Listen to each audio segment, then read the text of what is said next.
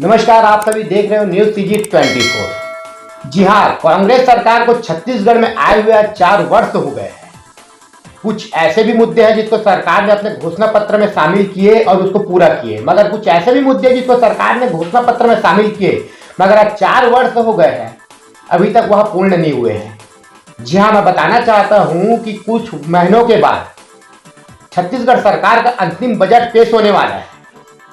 उसी को लेकर आज हम चर्चा करेंगे और साथ ही आज हमारे सबसे जो विशेष चर्चा होगा छत्तीसगढ़ अनियमित कर्मचारी। मैं बताना चाहता हूं आप लोगों को कि छत्तीसगढ़ में तकरीबन 5.5 लाख कर्मचारी आंदोलन कर रहे हैं अपने मांगों को लेकर। सरकार ने 2018 के घोषणा पत्र में वादा भी किया था 2 बिंदुओं में कि हम 10 दिनों के अंदर नियमितीकरण करेंगे और अन्य मुद्दों में भी कई वादे किए थे, जिसमें शराबबंदी है, चिट फंड है और भी ना जाने कितने मुद्दे हैं। आज हमारे साथ सीधे जुड़ रहे हैं भाजपा के प्रदेश प्रवक्ता अमित साहू जी। सर, न्यूज सीजी 24 में सबसे पहले आपका मैं बहुत बहुत स्वागत और अभिनंदन करता हूं। सर, हमारा पहला क्वेश्चन ये है कि छत्तीसगढ़ कर्मचारी संगठनों का दावा है कि 4,143 करोड़ में लगभग 5,46,000 कर्मचारियों को नियमितीकरण किया जा सकता है, उसके मांगों को पूर्ण किया जा सकता है। सरकार का भी अंतिम बजट आने वाला है, तो क्या उम्मीदें हैं अंतिम बजट से सरकार का, क्या कहेंगे आप? काले करतूत वाली काली सरकार वो है भूपेश बघेल की छत्तीसगढ़ की सरकार। ये एक ऐसी सरकार है जो झूठ बोलने पे माहिर है। ये एक ऐसी सरकार है जिसकी सरकार ही झूठ के पुलिंदे पर चल रही है। ये एक ऐसी सरकार है जो हर वक्त हर लम्हा छत्तीसगढ़ वासियों को लॉलीपॉप देने का काम करने वाली सरकार है। वो चाहे महिला हो, चाहे युवा हो, चाहे छत्तीसगढ़ के आम नागरिक, ये सरकार सिर्फ और सिर्फ लॉलीपॉप बांटते आ रही है। एक नया काम छत्तीसगढ़ की धरती पर इन्होंने नहीं किया है। आज जो भारतीय जनता पार्टी के अधूरे बचे काम थे उनको भी पूरा ये नहीं कर पाए। कुछ दिनों तक तो इनकी सरकार अच्छी रही 2020 तक के, क्योंकि जो भाजपा की जो सरकार थी उसके जो अधूरे काम थे, बचे काम थे, उस पर इन्होंने फीता काट के वाहवाही लूटी। अब इनके पास तो सरकार में खजाना खाली हो चुका है। 1.5 लाख से भी ज़्यादा करोड़ के कर्जों में ये सरकार डूब चुकी है। तो अब सवाल ये होता है कि कैसे उन अनियमित कर्मचारियों को नियमित कर पाएंगे। इन सरकार के पास बजट ही नहीं है, पैसा ही नहीं है, कंगाल हो चुकी सरकार है। जितना पैसा चाहे वो केंद्र की सरकार से मिला हो, चाहे राज्यांश से मिला हो, ये सारे के सारे पैसों को तो इन्होंने अपने जेब में भर लिया है, क्योंकि इनको मालूम था कि हमारी सरकार सिर्फ 5 साल के लिए है, जितना माल बटोरना है बटोर लें, इस उद्देश्य से चल रही है। आज जो इनका वादा था कि अनियमित कर्मचारी जितने भी हैं, अगर कांग्रेस की सरकार बनती है तो हम नियमित करेंगे, मगर आज 4.5 वर्ष बीत चुके हैं। वो अनियमित कर्मचारी दर दर भटक रहे हैं, अपनी मांग को लेकर भटक रहे हैं, इनके किए गए वादों को याद दिलाने के लिए भटक रहे हैं, मगर ये वाहरे कांग्रेस की बेसुध सरकार, वाहरे झूठी लबरी भूपेश बघेल की सरकार, इनके सुध लेने के लिए इनको फुर्सत ही नहीं है। और अब तो बजट का अंतिम, इनके सरकार का अंतिम बजट का सत्र भी है, इस पर कैसे ये प्रावधान रखेंगे समझ में नहीं आता। क्योंकि देखो 26 जनवरी को इन्होंने घोषणा किया कि युवाओं को, बेरोजगार युवाओं को 2500 रुपया मासिक भत्ता देंगे। अब ये भी तो इनके घोषणा पत्र में था कि प्रत्येक बेरोजगार पंजीकृत नौजवानों को हम हर महीना बेरोजगारी भत्ता देंगे। बड़ा इन्होंने वाहवाही लूटा कि हम सभी को बेरोजगारी भत्ता देंगे, मगर आज 4.5 वर्ष हो चुके हैं। कायदे से तो मुख्यमंत्री जी आपको घोषणा करने से पहले जो छत्तीसगढ़ के प्रत्येक बेरोजगार युवाओं का बकाया है 52 माह का भी अगर हम जोड़ेंगे तो 1,30,000 रुपए होता है। कायदे से आपको तो एक किस्त में एक बेरोजगार युवाओं का 1,30,000 रुपये आपको देना चाहिए। अब ये भी एकमात्र लॉलीपॉप ही है। छत्तीसगढ़ का युवा अब समझ चुका है आपके झांसे में नहीं आने वाला। इसी प्रकार से अब अनियमित कर्मचारी भी समझ चुके हैं आपके झांसे में नहीं आने वाले, क्योंकि आपने अपना किया वादा तोड़ा है। आज 4.5 वर्ष वो घूमते घूमते दर दर भटक रहे हैं, अपनी मांग को लेकर, आपके वादों को लेकर वो दर दर भटक रहे हैं, दर दर की ठोकरें खा रहे हैं। वो और उनका परिवार आपकी सरकार को और आपको नहीं बख्शेगा। 2023 में इनका फिर भरोसा भारतीय जनता पार्टी की सरकार बनाने के लिए होगा और भाजपा की सरकार यही कर्मचारी, यही युवा और यही महिला मिलकर बनाएंगे। सर, बजट में क्या प्रधानमंत्री आवास के लिए इस बार कोई प्रावधान होगा, क्या लगता है आपको? क्योंकि 8 लाख छत्तीसगढ़ में आवास नहीं बन पाया है, क्या कहेंगे आप? देखिए, केंद्र सरकार की एक सबसे महती योजना है, क्योंकि केंद्र सरकार का नारा ही है सबका साथ, सबका विकास, सबका विश्वास और सबका सामर्थ्य से हम इस भारत को नए भारत बनाएंगे। इसको मद्देनजर रखते हुए प्रधानमंत्री माननीय नरेंद्र मोदी जी की सोच को आप देखिए। सबसे पहला फ़र्क तो मैं वहीं पर आपको बता दूं, पहले की सरकारें जो गरीबों को आवास देने का काम करती थी, वो अपने नाम पर आवास का आवंटन करती थी, इंदिरा आवास नाम रखती थी। मगर प्रधानमंत्री जी की सोच है कि मेरे नाम से ना होकर ये एक दायित्व के नाम से हो, एक जिम्मेदारी के नाम से हो, जो अपने आप को आज प्रधान सेवक कहते हैं। इसलिए उन्होंने प्रधानमंत्री आवास का नाम देकर हर एक गरीबों को छत देने का वादा किया। इसी संदर्भ में हम छत्तीसगढ़ की अगर बात करें, छत्तीसगढ़ में भी आप 8 लाख बता रहे हैं, आज 16 लाख मकान की स्वीकृति छत्तीसगढ़ में थी। मगर ये भूपेश बघेल की कंगाल सरकार, अपने जेब भरने वाली सरकार, उन 16 लाख परिवारों के मकान को खाने वाले ये कांग्रेस की सरकार है। और ये फिर से एक लॉलीपॉप उन मकान के उन गरीबों को देते हैं कि हम 50,000 रुपया मकान बनाने के लिए गरीबों को देंगे। अरे भाई भूपेश बघेल जी, पहले आप जो केंद्र सरकार से प्रधानमंत्री आवास के अंतर्गत यहाँ पर चयनित गरीबों को जो मकान बनाने के लिए आवंटित राशि थी, उसको क्यों रोक के आप बैठे? आज फिर से आपने एक नया शिगुफा फेंका। तो इस झांसे पे नहीं आने वाली सरकार जाने ही वाली है कांग्रेस की ये सरकार, क्योंकि अब गरीबों ने ठाना है, युवाओं ने ठाना है, महिलाओं ने ठाना है। ये भी कुल मिला के मैं कहूँ तो एक प्रकार से छत्तीसगढ़ वासियों को एक लॉलीपॉप है। ये मकान का झांसा देकर उनका विश्वास जीतने वाली ये भूपेश बघेल की सरकार अगर सोच रही कि हम उनका विश्वास जीतेंगे, तो ये कदापि नहीं हो सकता।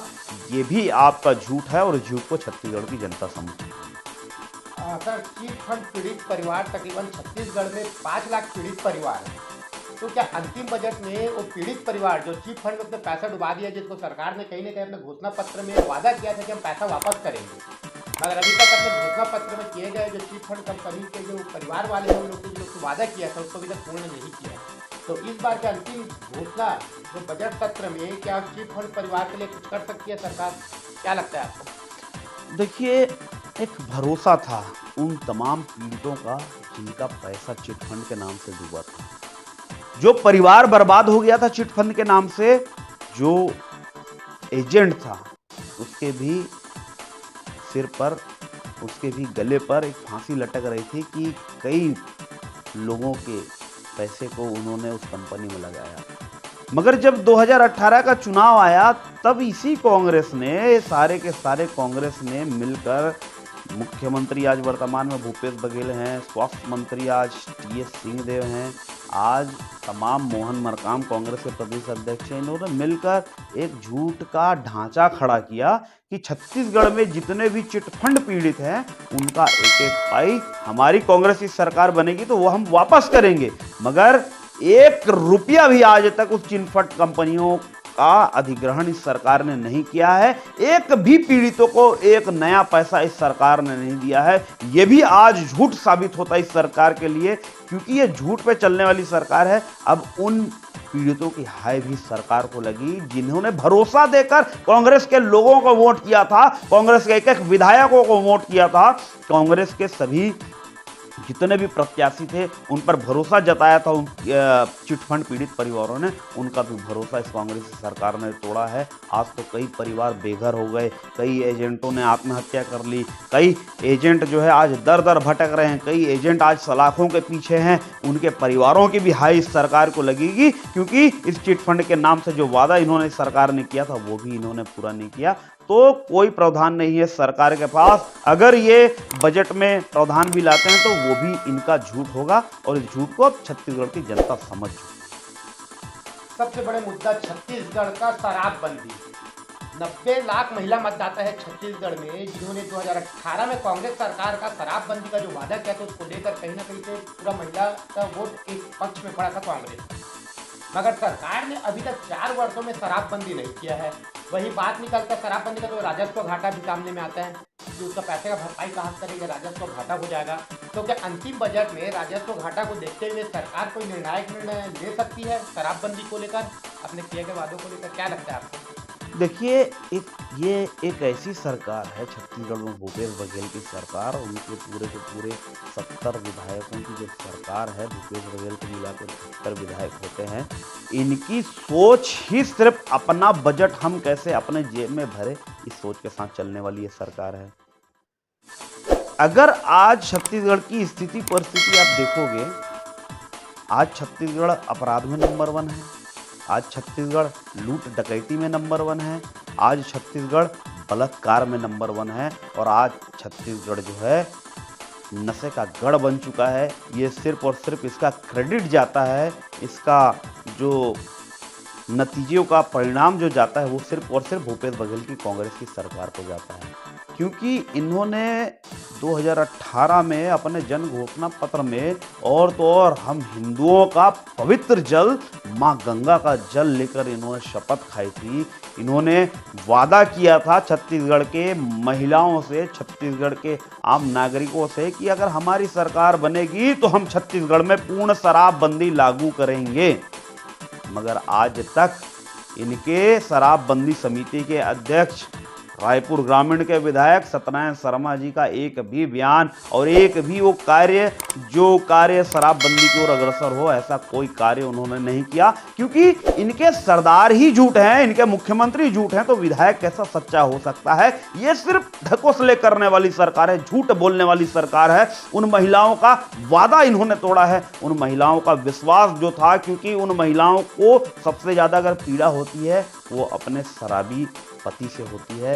वे शराब की जो कल्चर है उससे वो ज़्यादा पीड़ित होती है, क्योंकि शराब पिया हुआ व्यक्ति कहीं ना कहीं अपराध को अंजाम देता है, शराब पिया हुआ व्यक्ति कहीं ना कहीं महिलाओं पर अत्याचार करता है।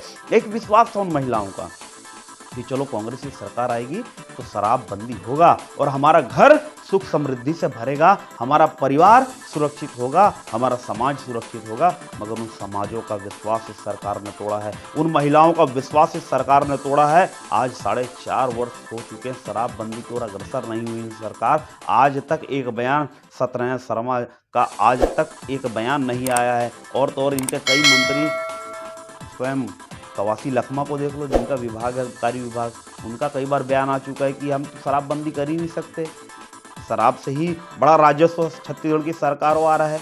तो आज हम जब कोरोना लॉकडाउन का पीरियड था, कोरोना का पीरियड था, उसमें भी हमने देखा कि मेडिकल की दवाएं बहुत मुश्किल से मिलती थी, मगर शराब घर घर पहुंचाने वाली ये सरकार थी, क्योंकि इनको मालूम है शराब से ही हमको सबसे बड़ा फायदा है, शराब से ही हमको सबसे बड़ा राजस्व है। तो इस राजस्व को भी घटना या बढ़ना, इससे भी इनको कोई लेना देना नहीं है। ये 2 नंबर का शराब बेचने वाली सरकार है।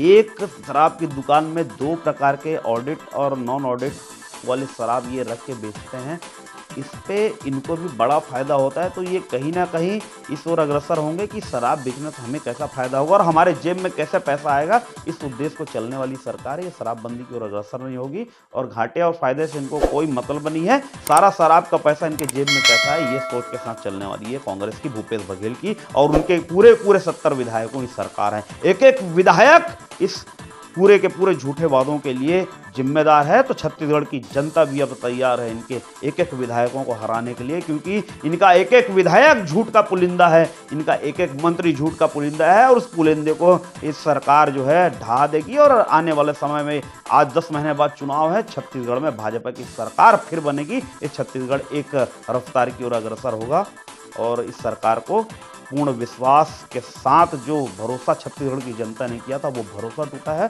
और भरोसे को टूटने का बदला छत्तीसगढ़ की जनता लेगी। सर, न्यूज़ TG 24 को अपना कीमती समय देने के बहुत बहुत धन्यवाद। जी, आभार आपका भी।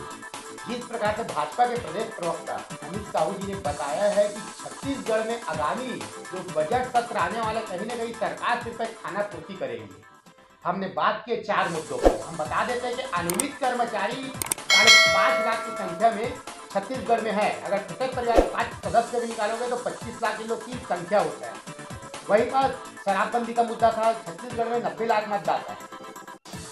चिट फंड कंपनी हो गया, 5 लाख उसमें मतदाता निकलेंगे, क्योंकि इसमें 5 लाख परिवार है, कहीं ना कहीं पैसा इसमें इन्वेस्ट हुआ है। प्रधानमंत्री आवास में 8 लाख परिवार का जो मामला चल रहा है, कहीं ना कहीं छत्तीसगढ़ में कांग्रेस सरकार ने 2018 के घोषणा पत्र में इन 4 मुख्य बिंदुओं पे PS सिंहदेव बाबा ने अपने घोषणा पत्र में शामिल किया था, कहीं ना कहीं वादा को पूर्ण करने के लिए, मगर सरकार ने अभी तक यह वादा पूर्ण नहीं किया। भाजपा प्रदेश प्रवक्ता अमित साहू जी ने बताया कि लगातार सरकार के जो नाकाम, पूरा मुझे मंत्री परिषद से लेकर विधायक तक सभी पूरी तरह से नाकाम हो चुका है छत्तीसगढ़ में, और आगामी आने वाले विधानसभा चुनाव में भारतीय जनता पार्टी पूर्ण बहुमत के साथ सत्ता में वापस आने वाली है।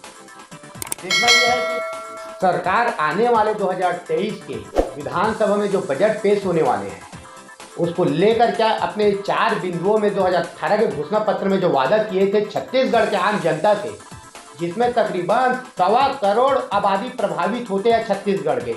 आज कांग्रेस के 70 विधायक हैं विधानसभा में।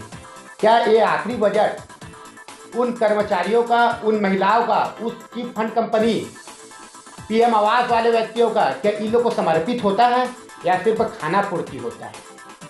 देखना यह है कि बजट में क्या क्या पेश होता है। बने न्यूज़ CG 24 के साथ।